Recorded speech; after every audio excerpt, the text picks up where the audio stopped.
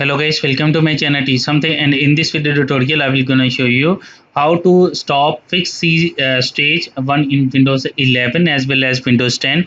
So how to do this, let's get started. Before starting of the video, I humbly request you please subscribe my YouTube channel for more updates. So let's start. Okay guys, first of all in the search box type a registry editor. So open a registry editor, right click run as administrator. After opening that, first of all select a HK local machine and expand it.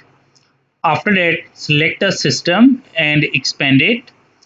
After that, find out a current control center and expand it. And after that, select control and expand it. After doing this step, find out a service manager.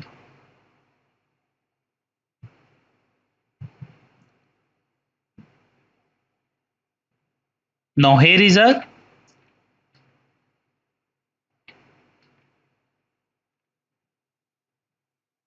now find out a session manager. So select a session manager. After doing this step, open a boost absolute, open it and change its commanded to remove it. Type a auto check space auto chk space slash k dot c and operate sector star. Now type this command. After I click OK,